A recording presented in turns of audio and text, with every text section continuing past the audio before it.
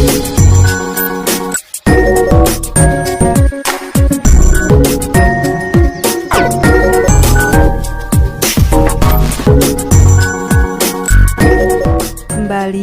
belajar bersama Bu An. Patut kita bersyukur kepada Tuhan anak-anak, karena pada kesempatan kali ini kita bisa bertemu dalam pembelajaran matematika. Materi ini untuk anak-anak ibu yang kelas 9, bab 3, transformasi geometri anak-anak. Kita akan belajar materi refleksi atau pencerminan. Baik, ibu langsung membahas. Subbab B, refleksi atau pencerminan anak-anak. Pada gambar 3.14 dapat kita amati bahwa garis sumbu L merupakan garis yang memotong tegak lurus suatu ruas garis, yaitu ruas garis AB menjadi dua bagian yang sama panjang. Ini tegak lurus ditunjukkan dengan tanda ini anak-anak, tegak lurus ini, dan juga memotong ruas garis AB sama panjang ditunjukkan dengan tanda ini anak-anak. Jadi dari titik sini ke A, dari titik potong ke titik A, dan dari titik potong ke titik B, ini panjangnya sama anak-anak. Untuk lebih memahami mengenai garis sumbu dan sifat-sifat refleksi, cobalah kerjakan eksplorasi 3.2. Eksplorasi 3.2 menentukan posisi titik pada lipatan kertas. Siapkan selembar kertas, kemudian lipat menjadi dua bagian sama besar. Lukiskan garis pada lipatan dengan pensil atau pulpen seperti terlihat di langkah 1, 2, dan 3 pada gambar 3.15. Dalam keadaan terlipat, lubangi kertas tersebut dengan menggunakan jarum seperti pada langkah 4. Kemudian buka lipatannya, tandai kedua lubang tersebut dengan menggunakan pensil atau pulpen, misalkan A dan B. Selanjutnya, gambarkan ruas garis yang menghubungkan kedua lubang tersebut. Baik, kita cermati. Ini ibu gambarkan di sebelah kanan atas anak-anak, ini kertasnya.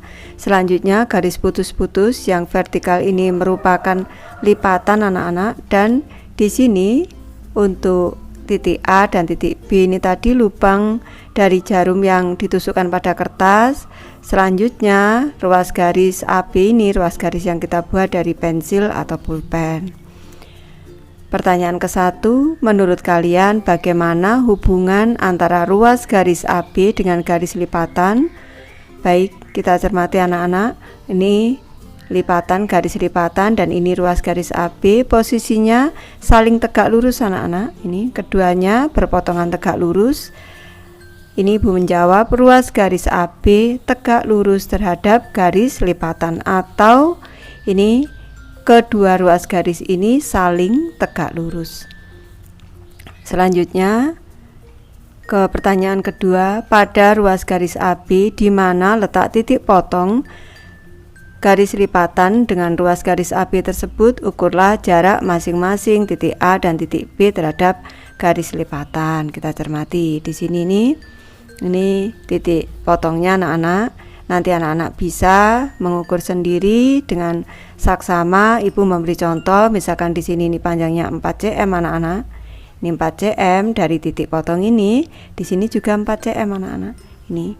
Jadi ini jaraknya sama atau panjangnya sama dari titik potong ke titik A, dari titik potong ke titik B, ini jaraknya sama.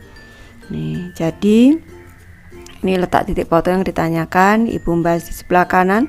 Letak titik potong garis lipatan dengan ruas garis AB terletak tepat di tengah-tengah ruas garis AB. Ini titik potong ini tepat di tengah-tengah ruas garis AB anak-anak. Ini anak-anak harus saksama saat mengukurnya. Lanjut ke pertanyaan ketiga. Coba amati 4 gambar 3.16. Jika L ini merupakan garis lipatan, ini ibu nyatakan dalam L anak-anak tadi yang gambar sebelah kanan. Jika L merupakan garis lipatan kertas dan titik A, B merupakan posisi lubang, menurut kalian manakah gambar yang menunjukkan kondisi yang benar? Baik, ibu tadi sudah menyotohkan. Untuk gambar ke-1, ini panjangnya tidak sama dari titik ke A dan titik ke B. Tidak sama panjang, meskipun di sini posisinya tegak lurus, jadi bukan. Untuk gambar yang kedua, di sini dari titik potong, ini berpotongan tegak lurus, kedua ruas garis sudah tepat. Selanjutnya jarak titik potong ke titik A ini 5, dari titik potong ke titik B juga 5, berarti ini benar anak-anak.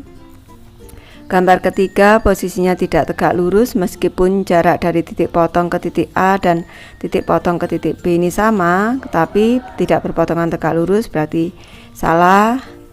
Ke gambar keempat, ini kedua ruas garis berpotongan tegak lurus sudah tepat, jaraknya sama dari titik potong ke A, titik potong ke B sama-sama 8, berarti ini benar. Kondisi yang benar adalah gambar 2 dan 4. Dari eksplorasi 3.2, kalian secara tidak langsung telah mempelajari sifat-sifat pada pencerminan melalui aktivitas melipat kertas. Kalian dapat menyatakan garis lipatan L sebagai cermin serta memandang titik A sebagai titik asal dan titik B sebagai bayangannya. Untuk memahami lebih jauh mengenai refleksi, ayo pahami definisi 3.2 berikut. Definisi 3.2 refleksi titik terhadap garis. Yang ke-1, titik A direfleksikan terhadap garis L menghasilkan bayangan B, maka garis L tersebut tegak lurus terhadap ruas garis AB dan membagi ruas garis tersebut menjadi dua bagian yang sama panjang. Untuk selanjutnya, garis L disebut dengan garis refleksi. Cermati gambar 3.17. Gambar 3.17 yang ke-1 menunjukkan refleksi titik A terhadap sebuah cermin dan titik A aksen merupakan bayangannya. Kita cermati. Di sini ini cerminnya, di sini garis refleksinya A-nya anak-anak. Di sini titik A, di sini titik A aksen. Ini. Selanjutnya, sedangkan gambar 3.17 yang kedua menunjukkan bentuk abstrak gambar 3.17 yang ke-1 dengan garis L menunjukkan garis refleksi. Kita cermati. Di sini ini garis L berpotongan tegak lurus dengan ruas garis AA aksen, jarak dari titik potong ke dua ruas garis dengan titik A ini sama dengan titik potong ke A aksen. Berdasarkan ilustrasi gambar 3.17 dan aktivitas pada eksplorasi 3.2, diperoleh sifat-sifat pada refleksi titik terhadap garis L sebagai berikut. Sifat 3.2, sifat refleksi titik terhadap garis. Yang ke-1, jarak titik asal A terhadap garis refleksi sama dengan jarak bayangan A aksen terhadap garis refleksi. Yang kedua, garis yang menghubungkan titik asal dan bayangan yaitu AA aksen tegak lurus terhadap garis refleksi. Selanjutnya, bagaimana jika objek yang direfleksikan berupa ruas garis? Perhatikan gambar 3.18. Ini garis refleksinya anak-anak, garis putus-putus, ini ruas garis AB yang akan direfleksikan. Ruas garis AB pada gambar 3.18 yang ke-1 akan direfleksikan terhadap garis L. Bayangan ruas garis AB pada refleksi tersebut dapat ditentukan dengan langkah-langkah sebagai berikut. Yang ke-1, tentukan bayangan titik A, di sini titik A, ini yaitu A aksen, ini di sini anak-anak, dan titik B, ini yaitu B aksen dengan menerapkan sifat 3.2 seperti yang ditunjukkan pada gambar titik 18.2. Di sini, ini jaraknya sama anak-anak, ini A dari garis L, ini jangan lupa ini tegak lurus dulu, tegak lurus. Selanjutnya jaraknya sama, di sini sama, ini sama anak-anak. Ini. Selanjutnya hubungkan titik A aksen dengan B aksen. Hubungkan titik A aksen dengan B aksen seperti terlihat pada gambar 3.18 yang ketiga di sini. Ini bayangannya berupa garis anak-anak. Jangan lupa sifat-sifatnya. Di sini garisnya tegak lurus, jaraknya di sini sama. Nih, bayangan garis AB adalah garis A aksen, B aksen. Berdasarkan hasil refleksi pada gambar 3.19 diperoleh sifat-sifat berikut. Sifat 3.3, sifat refleksi ruas garis. Yang ke-1, panjang ruas garis AB sama dengan panjang A aksen B aksen. Ini panjangnya sama anak-anak. Selanjutnya, sifat yang kedua, ruas garis A aksen sejajar dengan ruas garis B aksen. A aksen di sini ini sejajar dengan B aksen. Baik, Ibu sudah selesai membahas materi ini. Terima kasih anak-anak sudah menonton. Semoga ini bermanfaat membantu anak-anak belajar. Terima kasih.